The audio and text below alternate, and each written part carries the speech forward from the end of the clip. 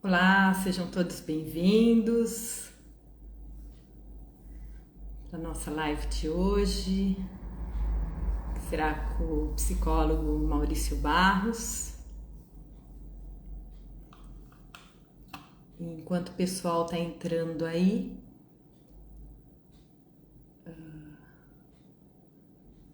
a gente vai falar um pouquinho a respeito do tema, né? O tema da nossa live de hoje vai ser Homens, Saúde e Emoção, um diálogo aberto no Novembro Azul.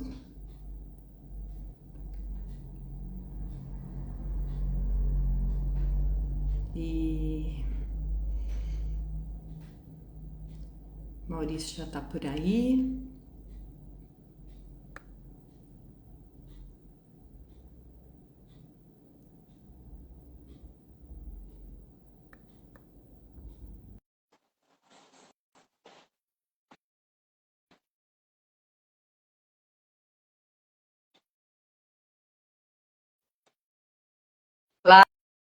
Olá, boa noite, Maurício. Boa Prazer estar noite, com você Luciane. mais uma vez.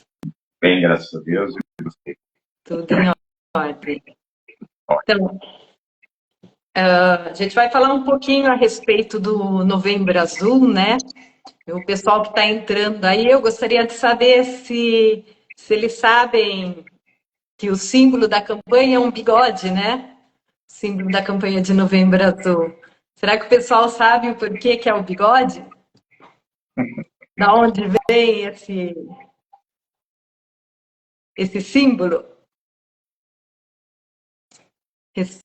Se o pessoal puder responder aí, se sabe de onde vem o símbolo, se sabe que o símbolo é o bigode, né? E o porquê, que a gente vai estar respondendo aqui daqui a pouquinho. E, e acho que eu já vou contar um pouquinho sobre isso. O Novembro Azul foi uma campanha internacional que surgiu na Austrália em 2003. E como que ela surgiu? Ela surgiu da união de um grupo de amigos que decidiram deixar o bigode crescer. E foi exatamente no mês de novembro que isso aconteceu. E qual que é a razão de deixar o bigode crescer? Era para chamar a atenção na questão da saúde masculina, em especial na questão da saúde mental, do câncer de próstata e do câncer de testículos.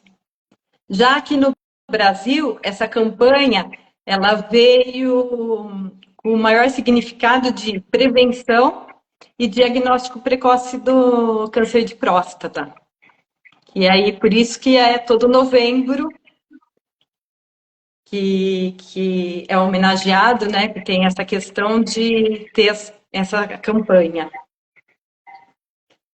E o pessoal que está entrando, que tá aí, acredita que o homem se sabe cuidar da saúde? Acho que está dando.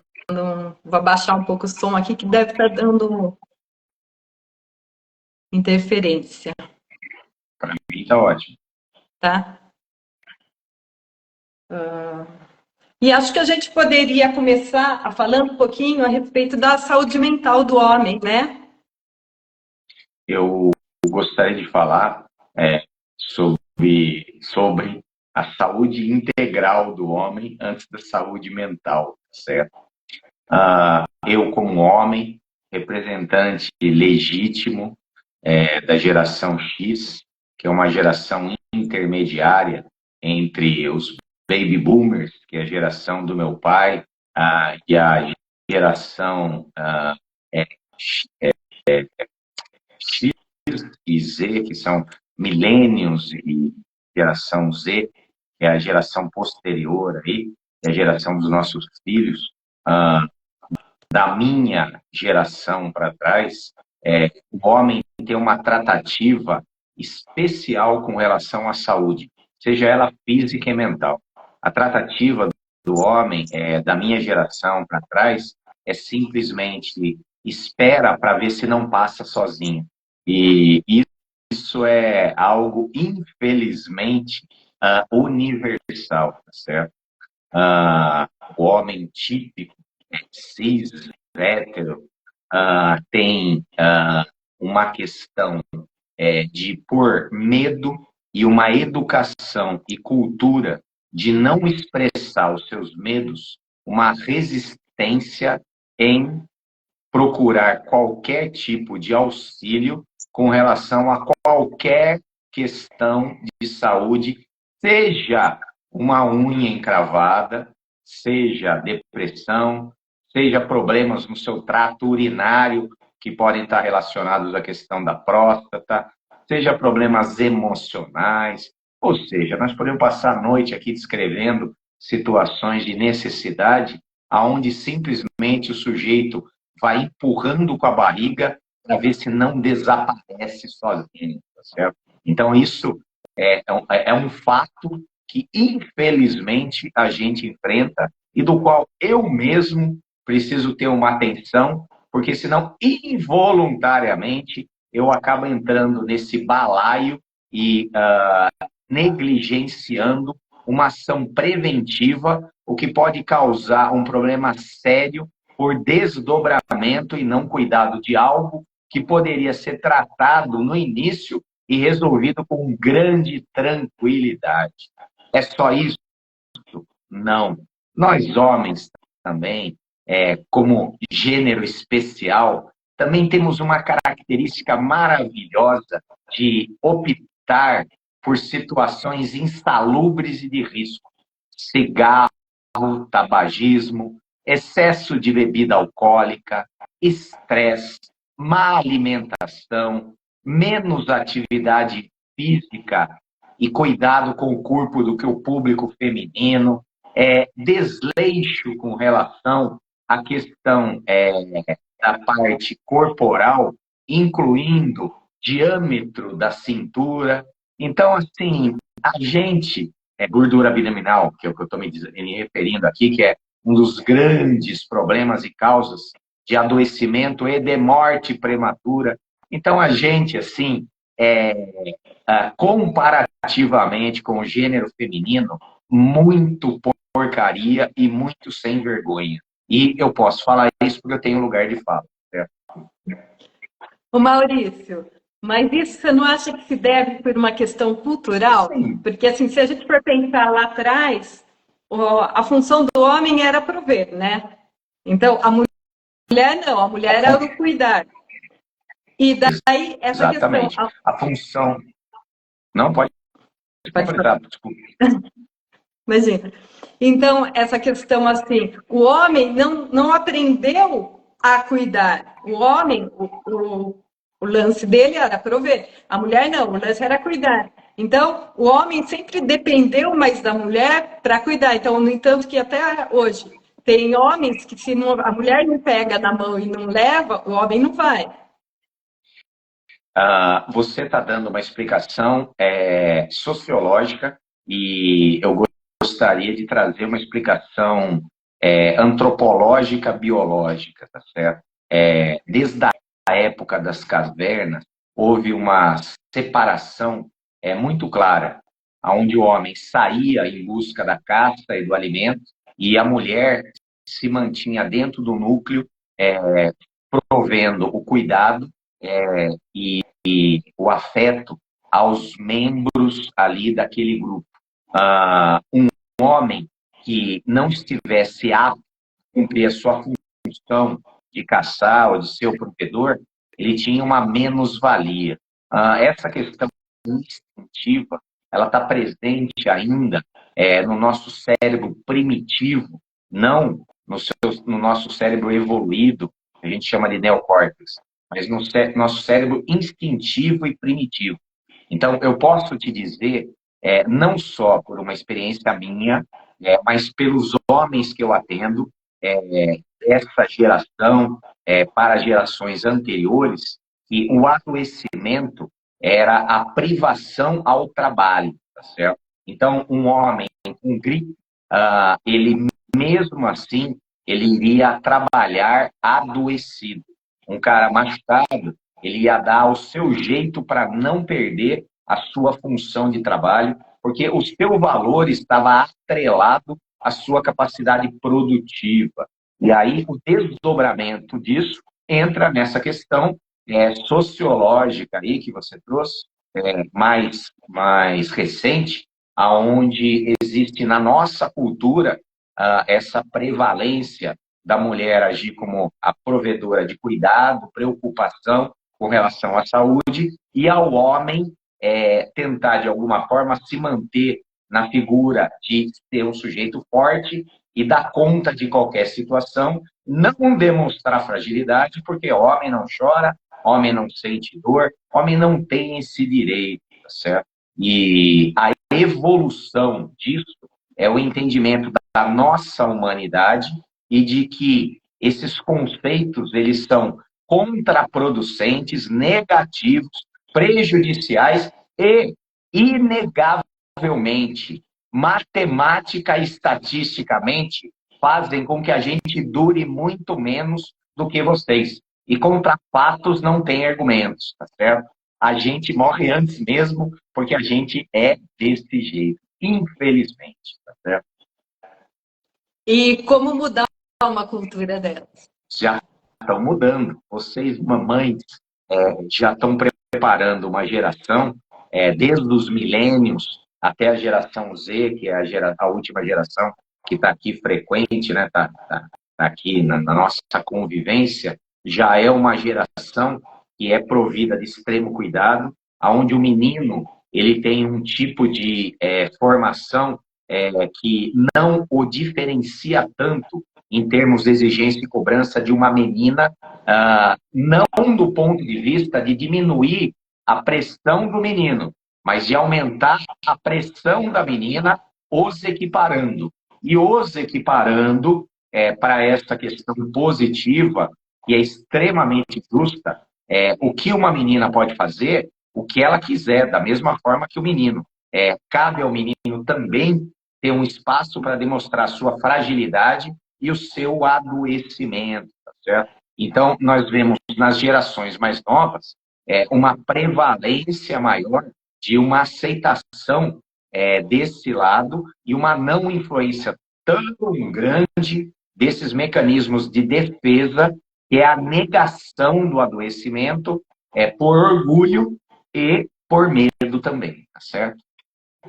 Já está sendo melhorado, está sendo resolvido. O problema são os mais velhos, tá certo?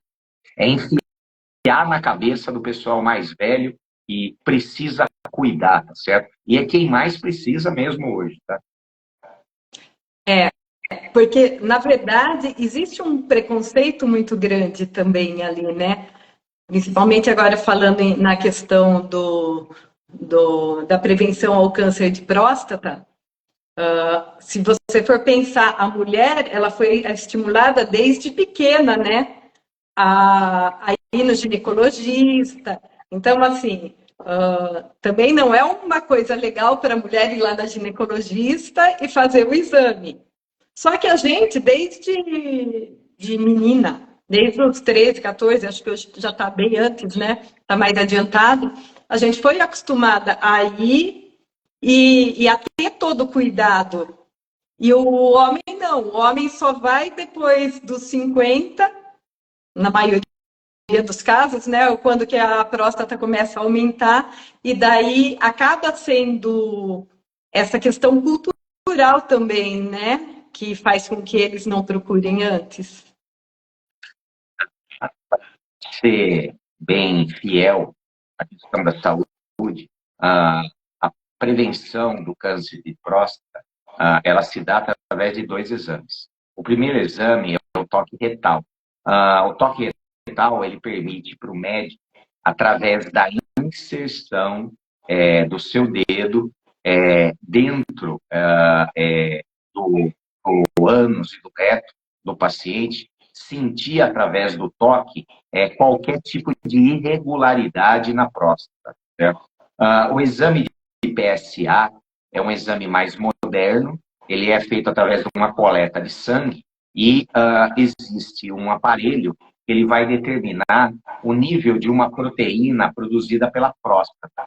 Se essa proteína tiver num nível elevado, ela pode indicar que esse sujeito tem um problema de próstata. Tirar sangue, todo mundo tira, tá certo? Mas o exame de toque, ele tem um preconceito, porque supostamente é a região anal ou retal está vinculada a uma prática de sexualidade ligada à homossexualidade. E esse tipo de afirmação, ela é praticamente ridícula, tá certo? Porque o seu ânus e o seu reto fazem parte do seu aparelho digestivo e aparelho excretor, e todos os dias você utiliza ele, se você tiver uma saúde intestinal razoável, e o fato de você utilizá-lo e higienizá-lo todos os dias não lhe faz hétero ou homossexual. Então, o fato de você operar essa área do corpo não altera a sua sexualidade de forma nenhuma. E um exame que é feito uma vez por ano, de forma nenhuma vai proporcionar, despertar, diminuir a sua masculinidade ou lhe induzir a homossexualidade, porque a homossexualidade está mais vinculada ao desejo pelo corpo do mesmo sexo do que qualquer tipo de estímulo a essa área que é estimulada todos os dias quando você vai ao banheiro fazer as suas necessidades. Então, assim, é um nível de ignorância e de abobrinha que é praticamente infantil. Então, assim, para qualquer pessoa com o mínimo de miolo, esse tipo de coisa é ridículo até de ser abordado. Agora, de um ponto de vista prático, eu falo do meu lugar, que é do lugar do masculino. E a observação que eu venho fazer aqui é uma observação do meu lugar. A mulher, nos seus exames mais frequentes e ginecológicos, tem um teor de desconforto muito maior e superior do que simplesmente um toque retal de 1 ou 2 minutos ali, que acontece de uma forma praticamente imperceptível. Para você ver o quanto o homem é sem vergonha no cuidado do próprio corpo e é até capaz de arrumar uma desculpa sem vergonha para não querer fazer esse tipo de exame, dizendo que isso o afeta na sua masculinidade, o que não tem absolutamente nada a ver, tá certo? Então, assim, não podia deixar de fazer essa colocação, tá certo? Isso estamos falando de exames ginecológicos periódicos, fora procedimentos de manutenção, que também são muito mais frequentes do que esse nosso examezinho de próstata aí, que deveria ser feito uma vez por ano a partir dos 50, tá certo? Não sei se você concorda comigo ou não, como mulher, aí qual é a sua observação com relação a isso? Se dá para trocar um exame de próstata depois dos 50, uma vez por ano, toda a bateria que vocês fazem, desde a menarca, que é a primeira menstruação. Certo? Com certeza. E é um exame que todo ano a gente tem que ir, né? E realmente o desconforto não tem o que falar, né? Com certeza eu vejo isso muito nessa questão cultural mesmo, né? E a gente tem que levar em conta que o câncer de próstata é o segundo câncer que mais afeta o homem, né? Ele só perde para o câncer de pele, que é o melanoma. Sim. Então, para ver a importância desse exame, né, como prevenção. A próstata, ele é um órgão que naturalmente, conforme nós vamos envelhecendo, ela vai dilatando. A gente chama de hiperplasia, né? Ela cresce naturalmente. Então, a hiperplasia da próstata, ela é inevitável. O que acontece é que essa hiperplasia, ela pode gerar alguns sintomas que venham diminuir a qualidade de vida do homem. Só que uma expectativa de vida baixa, como tínhamos até a década de 60 e 70, fazia com que o sujeito morresse com a próstata, não de câncer de próstata. com o aumento da expectativa de vida, hoje, em algumas regiões do Brasil que são mais desenvolvidas, o sujeito consegue chegar a 90, 100 anos, é natural a hiperplasia de próstata, uma próstata aumentada, e essa próstata aumentada merece um cuidado para que ela tenha, mesmo nesse aumento que é natural com o desenvolvimento da idade, o não desenvolvimento de sintomas e o não aparecimento da patologia que nós chamamos de câncer, que ele é dividido em 4 estágios. E para você que está me assistindo aí, homens e mulheres, especialmente mulheres, elas estão muito bem, tá certo?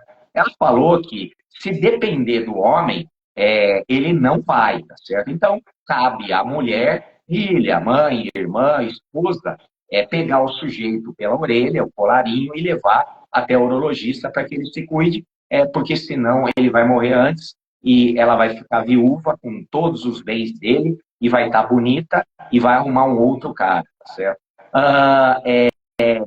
Sintomas comuns, dificuldade ao urinar de forma rápida e crescente, necessidade de urinar frequentemente, especialmente à noite, acordar várias vezes para urinar, dor e queimação durante a urina, presença de sangue na urina ou no sêmen e dor na região pélvica ou nas costas, principalmente na parte lombar. Esses são os sintomas mais comuns de que a sua próstata ela pode estar com algum problema, seja uma inflamação ou qualquer outra patologia que merece um exame, inicialmente PSA e exame de toque, e depois, a partir do diagnóstico, o tratamento necessário, tá certo? O exame PSA e o exame de toque podem fazer o diagnóstico. E a partir do diagnóstico, quanto mais precoce for, da mesma forma que eu comentei o mês passado sobre o câncer de mama, a benignidade é muito elevada, tá certo? Não mata se for diagnosticado precocemente. Como eu falei para vocês, o câncer de próstata se divide em 4 estágios. O primeiro estágio, o câncer ou a hiperplasia, ela é pequena e ela é simplesmente confinada à próstata. Então, a próstata, ela simplesmente aumenta um pouco, o que pode obstruir o canal urinário ou causar algum tipo de desconforto. No estágio número 2, o câncer ainda está dentro da próstata, mas pode ser maior e aí aumentar o risco. Nesse estágio número 2, é inegável que o sujeito já tem conhecimento de que tem alguma coisa errada, porque ele vai urinar e aí, em vez de um fluxo contínuo, é um gotejamento. E esse gotejamento é constante, desconfortável, às vezes dores, dependendo do quanto o sujeito fica sentado, esse tipo de questão pode afetar mais ou menos. Não se tratando, não fazendo exame, o estágio 3, aí a vaca já está começando a ir para o brejo com as 4 patas. O câncer já está fora da próstata, mas não tão longe, atingindo os órgãos próximos. E por último, o estágio 4, o câncer já se espalhou para outras partes do corpo, se tornando metastático, que aí é um risco profundo para o sujeito. Só que esse processo todo, ele tem um desenvolvimento onde os sintomas são claramente perceptíveis. E o sujeito não vai por falta de conhecimento ou por orgulho.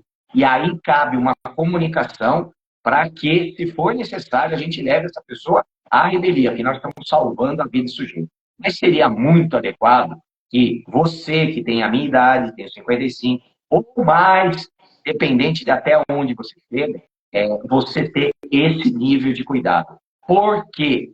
Porque o exame é muito tranquilo e a terapêutica nos estágios iniciais é extremamente tranquila.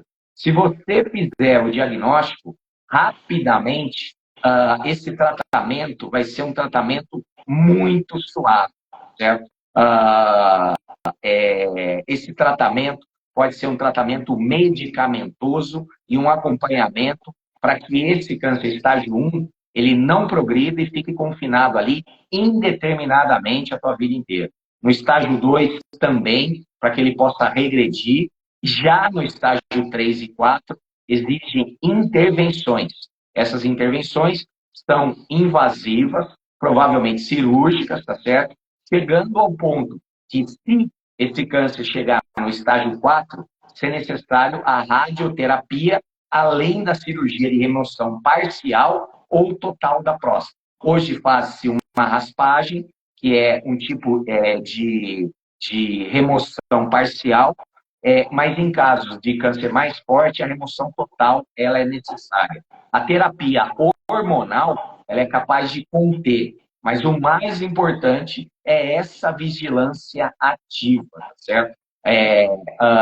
Um acompanhamento através do exame, especialmente do PSA, e ele é um indicador muito fiel, e o toque somente para diagnóstico, tá certo? Então, tranquilidade, porque esse problema é altamente contornável. E é justamente a negação e dificuldade de tratar que faz o sujeito chegar numa condição que, às vezes, pode lhe causar um transtorno muito grande e perdas significativas de qualidade de vida e de dor por conta de uma terapêutica que podia ser evitada, caso você tivesse essa inteligência e humildade de procurar ajuda no momento adequado, certo?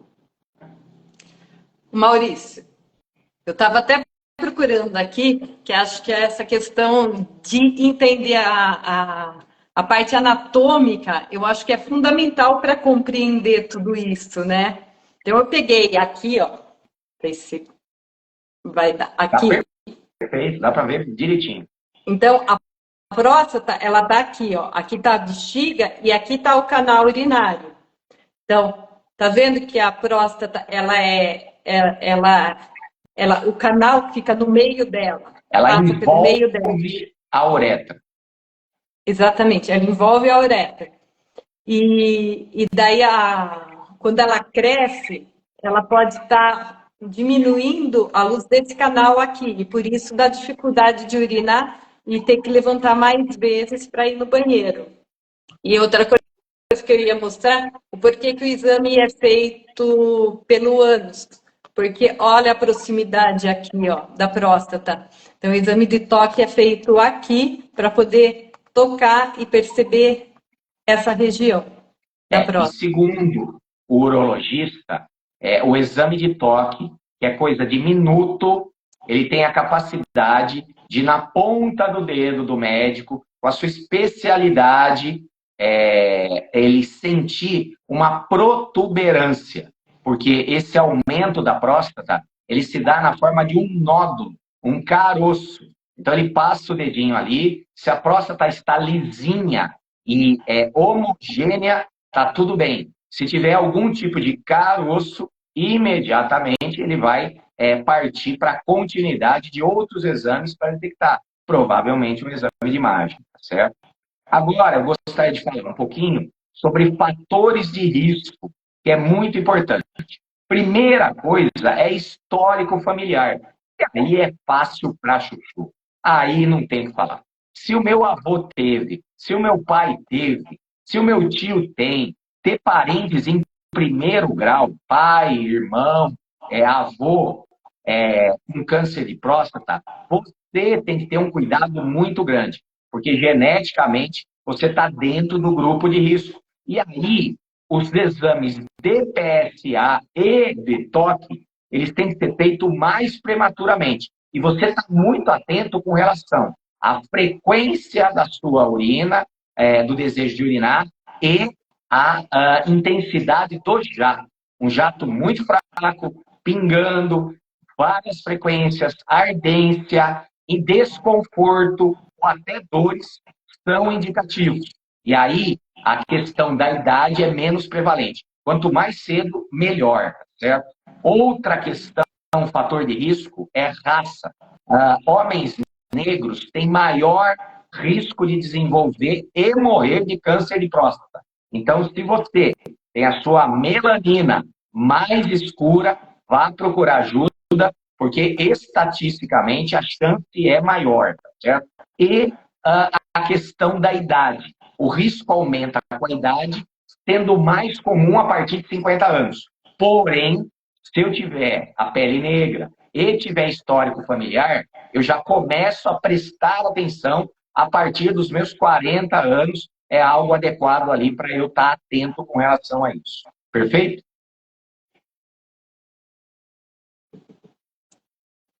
E Atenção? tem uma pergunta aqui, ó, Fala. do Wilson. Quem tem hiperplasia prostática tem mais chance de desenvolver câncer de próstata? Não necessariamente, tá certo? Não existe uma relação. A hiperplasia, ela merece um acompanhamento maior, tá certo? A hiperplasia, como eu falei para vocês, ela faz parte da natureza do homem. Quanto mais a gente vai envelhecendo, mais a nossa próstata vai aumentando de tamanho, tá certo? Então, a hiperplasia é uma condição, não é se, é quando, tá certo? E aí, de acordo com esse quando, aí eu vou ter uma atenção maior. Então, por exemplo, o sujeito tem 60 anos, ele já percebe um desconforto a urinar, ele já percebe a diminuição do seu jato, uma frequência maior, algum tipo de desconforto, e ele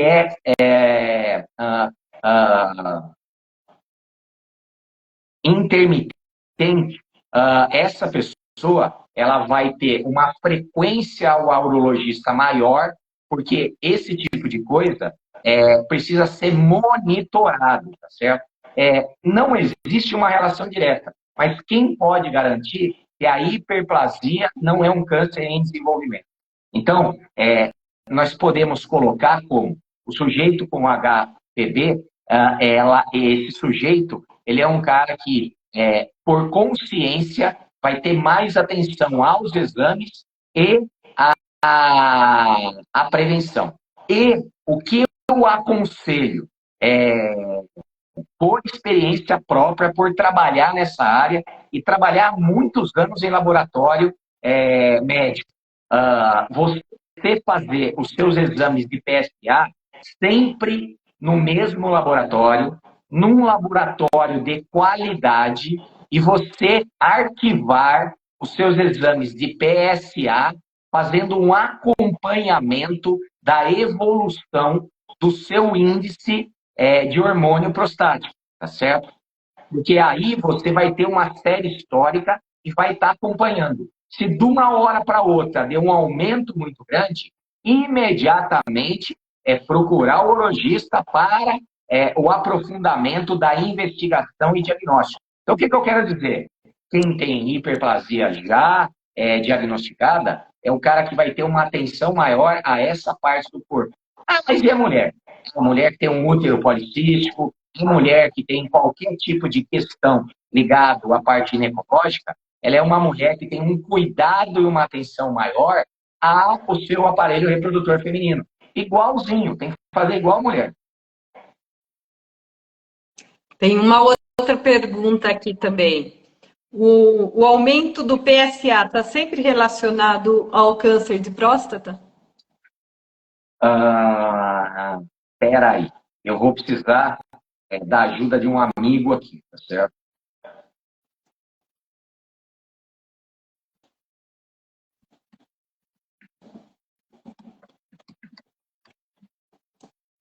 Estou na linha aqui, o meu grande amigo Luiz, que é urologista de Jaguariúna, e acabei de mandar uma mensagem para ele, porque eu sou psicólogo, tá certo? Não, ele está falando que não necessariamente, tá certo? O aumento do PSA, ele aumenta, como eu disse para vocês no início, na medida que a próstata também aumenta com a idade, tá certo? Só que aumentos muito substanciais com relação ao último índice e desproporcionais a série histórica que você vem fazendo, por exemplo, eu tenho 54. Na minha pastinha tem 12 exames de PSA. E eu tenho percebido, desde o primeiro exame que eu fiz, com 40 anos até hoje, um aumento.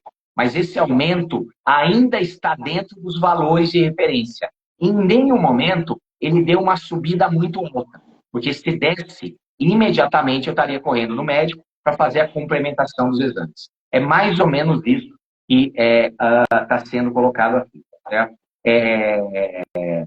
O PSA, ele não consegue detectar 20% do câncer de próstata.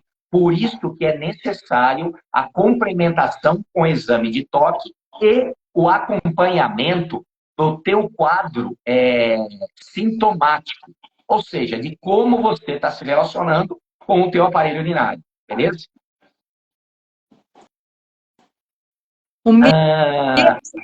Viu? Maurício, o meu PSA deu lá em cima. Eu estou com dificuldade para urinar com ardência. É câncer de próstata? Essa pergunta é que todo mundo faz, tá? Porque qualquer coisa que dá, todo mundo tem medo de ter câncer, certo? É como se câncer fosse uma doença. Não, câncer é o nome dado a mais de 100 tipos de doença. E a maior parte delas é benigna, algumas são malignas. E mesmo as mais malignas, se for detectada de forma precoce e tratada, o índice de sobrevivência é muito alto. Então, vamos voltar lá àquilo que eu perguntei. Qualquer coisa que me der na próstata é câncer de próstata? Não. Existem outras doenças relacionadas ao aparelho urinário. Uma infecção urinária causa o mesmo sintoma. Uma inflamação na próstata causa o mesmo sintoma. Uma lesão na próstata. Eu atendi um paciente que ele, por andar de bicicleta, que agora virou uma puta de uma moda, naquele banco duro, sem aquela bermudinha com gel, ele ficou machucando aquela região e causou uma inflamação. E a partir daí ele foi no médico, fez todos os exames, a próstata dele estava normal, só que inflamada, e aí, numa conversa com o médico, esse médico muito hábil perguntou uma coisa, ele falou que ele andava de bicicleta, aquele banco duro desgraçado, e aí o médico falou, aí, filho, então descobrimos qual é a causa do seu problema. Agora você vai pôr um banco mole, vai pôr a tua bermudinha de gel, e por um período até desinflamar, você não vai andar de bicicleta. E se por acaso inflamar de novo, nós vamos escolher outro tipo de esporte. Só bicicleta, também cavalo. Acreditem se quiser. Hipismo, andar de cavalo, pode dar problema também, tá certo? Por contusão.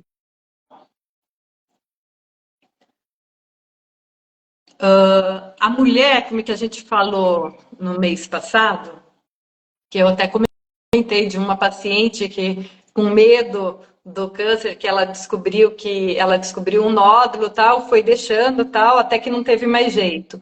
Isso acontece com o homem também? Acontece muito, tá certo? O cara vai negando, até que chega num determinado ponto que uma condição clínica, onde ele já não consegue mais urinar, a ponto de ser levado para uma hospitalização, aí é diagnosticado como um câncer de próstata não tratado, e aí o trabalho é muito maior. Primeiro, a passagem de uma sonda que não é agradável, tá certo? E aí toda uma entrada de medicação, uma internação para que haja um processo desinflamatório, para depois ser feita uma avaliação da possibilidade cirúrgica de tratamento, isso se o câncer estiver no estágio 2 para o 3. Porque se estiver do 3 para o 4, aí a coisa é pior. Porque pode ocorrer a metástase desse tumor da próstata para regiões próximas ao aparelho urinário. E no estágio 4, uma metástase para outros órgãos vitais, especialmente o fígado, que é um órgão altamente metastático. Então, assim, o cuidado ele é fundamental, certo? Eu não posso ficar apavorado a ponto de não me cuidar. Mas se eu não tiver um pouco de medo, eu dou relaxo e não me cuido e espero ficar muito doente para poder procurar ajuda. Então, o medo é nosso amigo. Só que se ele for paralisante, ele é inimigo, tá certo? Agora, eu queria falar um minutinho sobre prevenção e tratamento. Uma dieta rica em frutas, vegetais, grãos integrais, alimentos naturais, pode ajudar a diminuir o risco do problema na próstata. Por quê? Porque, como eu falei na última live, a questão do câncer, além dos seus fatores endógenos, genéticos, existem fatores exógenos ambientais. E a nossa alimentação, infelizmente, é uma porcaria por questões de aditivos químicos cancerígenos e a elevação do pH a um excesso de acidez. Então, uma dieta mais natural, ela é uma dieta que previne a saúde do corpo inteiro, inclusive da sua próstata. Evitar alimentos ricos em gordura saturada e alimentos ultraprocessados e alimentos de alta acidez por conta dos aditivos que são os conservantes, acidulantes, edulcorantes, seria muito saudável, não só para sua próstata, mas para qualquer órgão que pode manifestar algum tipo de câncer. Outra coisa fundamental, estilo de vida. Manter uma rotina de exercício físico regular é fundamental. Atividade física gera o equilíbrio do corpo, autorregulação. E gera também a ativação daquilo que o seu organismo recebeu como autodefesa, que é o teu sistema imunológico. Um sujeito que tem uma vida sedentária, má alimentação e estresse, o sistema imunológico dele, entenda o seguinte, falar neurologia agora, as células do seu corpo, tirando o neurônio, que tem mais terminações nervosas, são as células do teu sistema imunológico. Isso quer dizer o quê? Que um sistema nervoso abalado é um sistema nervoso que não tem as endorfinas de uma atividade física, está sempre estressado, alimentando questões de negatividade, sentimentos ruins, mágoa, ódio, esse tipo de coisa, afeta esse sistema nervoso, o sistema imunológico, e o sistema imunológico pobre, ele dá uma abertura a um contra-ataque a qualquer multiplicação celular desregulada que a gente denomina popularmente de câncer, tá certo? Então é muito importante. E aquilo que é o básico, evitar cigarro e excesso de álcool. Cigarro, a nicotina, o cigarro em si, ele tem mais de 200 substâncias que são venenosas e cancerígenas, e a nicotina em si, ela causa um prejuízo tremendo para o seu corpo, não só a pulmão e aparelho circulatório, mas também a todo o teu sistema físico-corporal. E o álcool da mesma forma. Certo? Então, assim, não é incomum pessoas que têm o diagnóstico do câncer de próstata ter vivido uma vida extremamente desregulada, fumando e bebendo pra caramba, certo?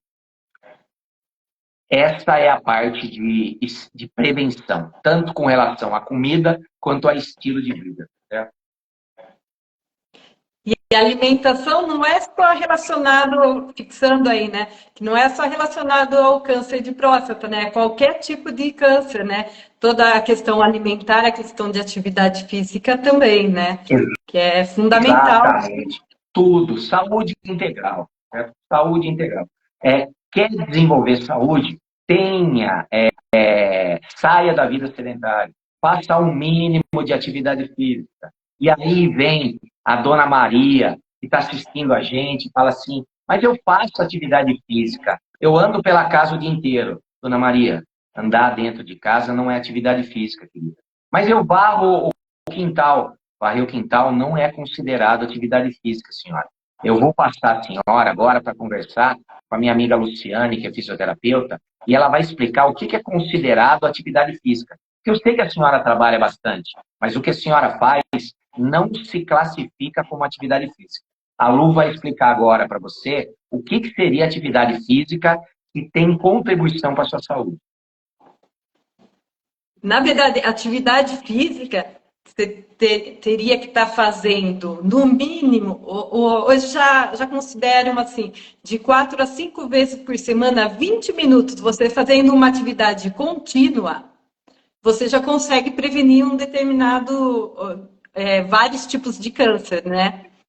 Então, assim, atividade física não é você ir dar 2 passos, parar, arrumar alguma coisa, mais 2 passos, parar, arrumar outra coisa. Não, atividade física é o movimento contínuo por no mínimo 20 minutos para trazer esse benefício para o nosso organismo. Que vai gerar uma movimentação no seu aparelho esquelético, no seu aparelho muscular, no seu aparelho cardiorrespiratório, liberando hormônios de uma forma geral. Mas a dona Maria, que está assistindo a live, ela manda uma mensagem para mim. Mas, doutor, o senhor não sabe, eu ando direto para casa, para lá e para cá. Mas, dona Maria, não é atividade física, senhora. É uma caminhada. Ah, mas a rua está toda esburacada. Dona Maria, desculpa de aleijado, é muleta. A senhora vai andar em qualquer lugar reto. Mas não fala para nós que andar dentro de casa é atividade física, varrer o chão é atividade física, porque não é. Não é. Não se engane. Isso é auto-engano. E mesmo porque a atividade física, ela também gera um estado mental, né? Quando que você está caminhando, você está com a cabeça livre de pensamentos, você está deixando seus problemas de lado, você não está fazendo, que nem quando você está fazendo em casa, você está fazendo com uma intenção ali de arrumar, e estar com a cabeça naquilo. Quando você faz uma atividade física, o máximo que você vai estar com a cabeça que teria que estar, né? Pensando em relação ao seu corpo mesmo.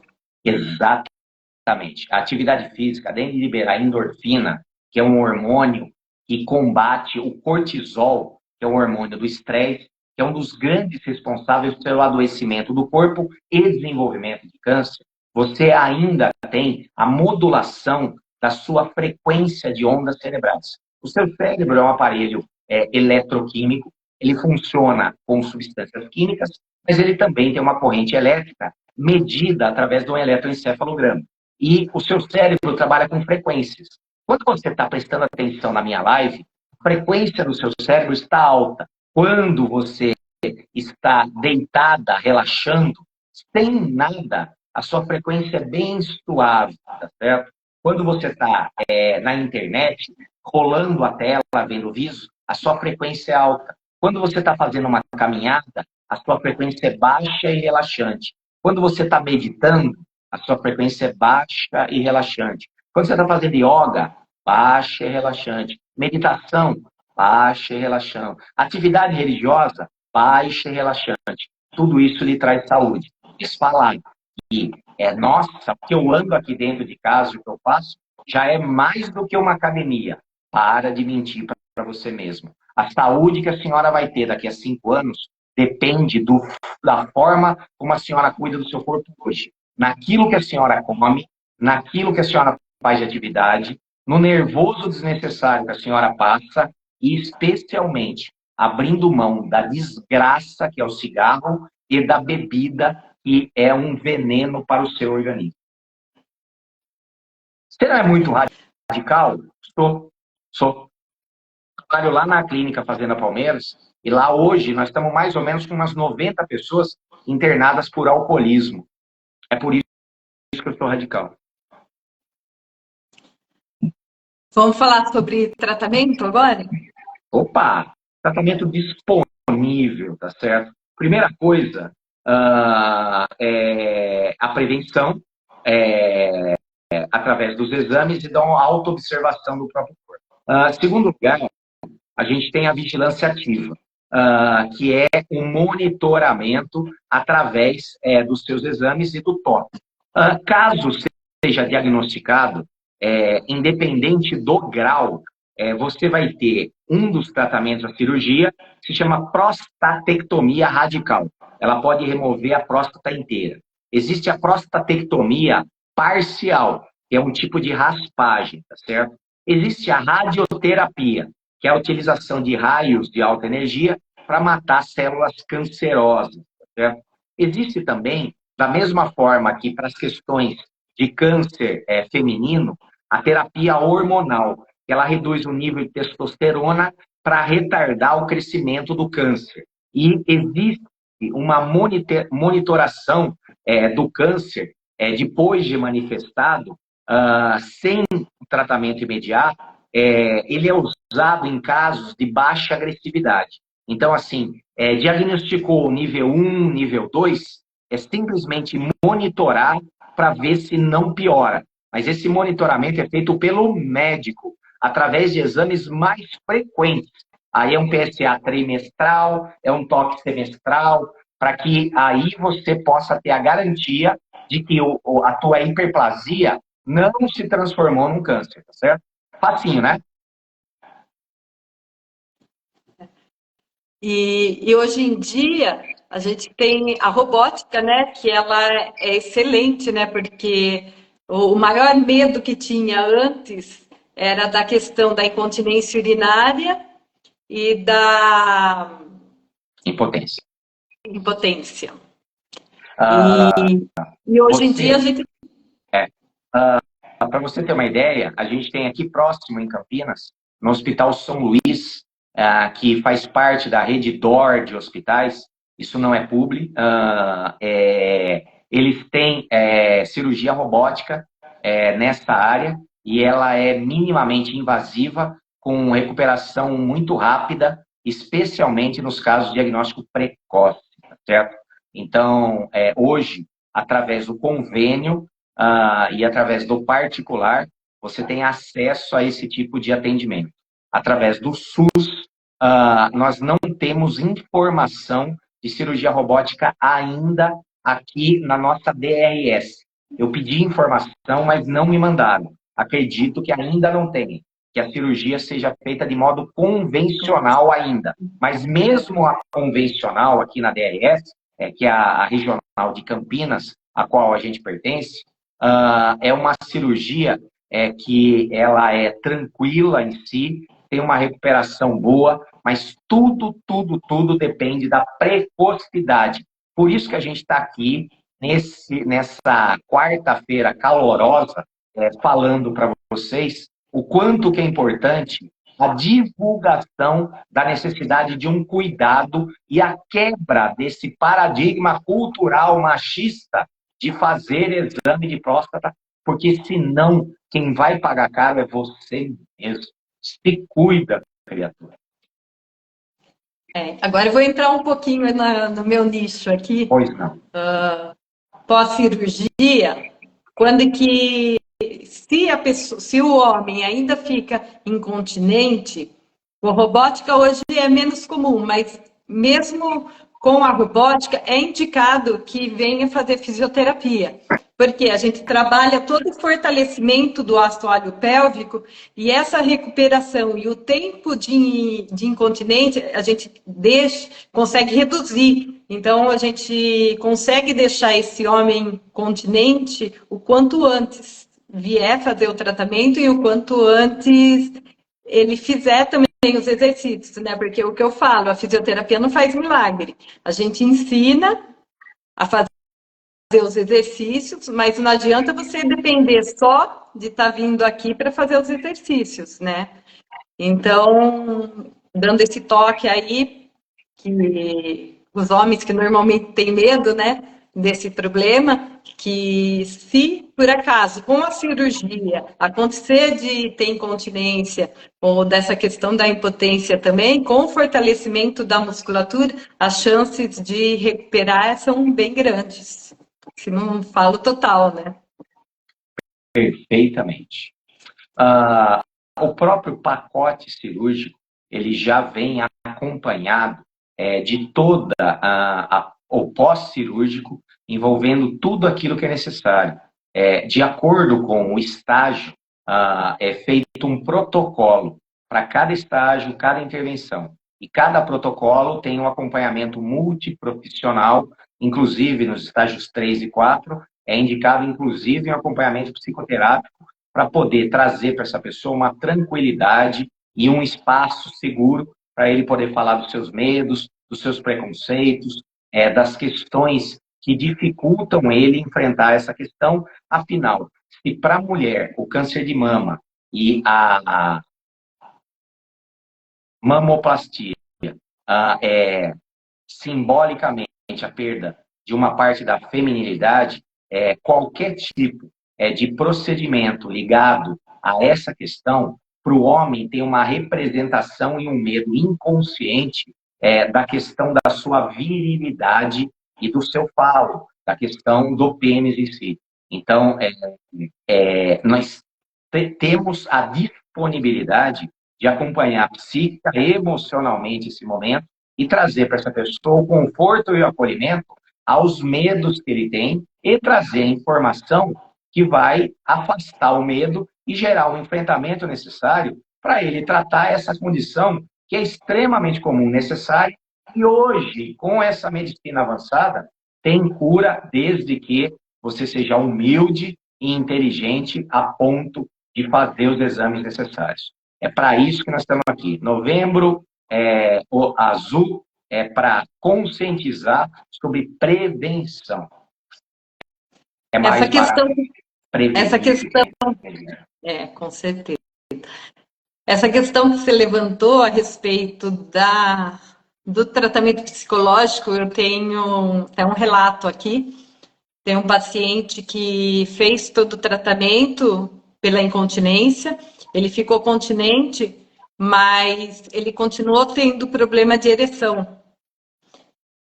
E no retorno com o médico, eu falo que os médicos têm que ter muito cuidado com o que falam. O médico falou que poderia ser uma questão emocional, como que a mulher está ali e tal, dele acabar se cobrando muito nessa questão com a mulher. E fez assim, talvez de uma outra forma consiga funcionar e dê tudo certo. O que ele fez?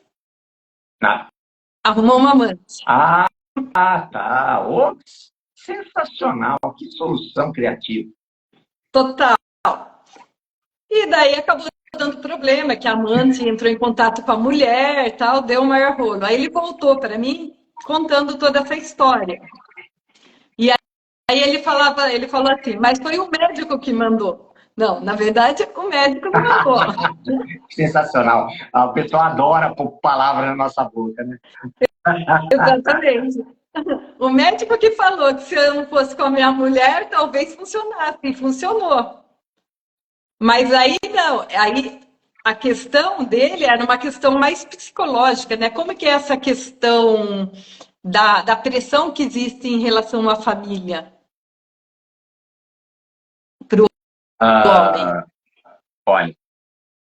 Olha, é muito individual, é muito subjetivo, certo? Quando a gente cita um caso, tem como finalidade ilustrar uma ideia, tá certo? E não existe uma regra geral para isso. O que eu posso dizer, o que o médico falou, é muito coerente, tá certo? Tanto que existem clínicas especializadas em impotência masculina, e essas clínicas têm protocolos de atendimento onde eles vão primeiro buscar causas orgânicas para depois buscar causas emocionais. As causas orgânicas são facilmente detectáveis através de exames. As causas emocionais, elas são mais difíceis, porque elas necessitam de um aprofundamento da vivência da pessoa e uma investigação do que pode estar causando aquele bloqueio. Às vezes, a questão ela tem uma prevalência emocional. Eu posso dizer, pela minha experiência em consultório, a 80% a 90% dos casos que me foram trazidos por impotência sexual eram por motivos emocionais que foram tratados e foram resolvidos. E ainda por cima, com ou sem ajuda medicamentosa ou outra terapia que, por si, pudesse fornecer um auxílio.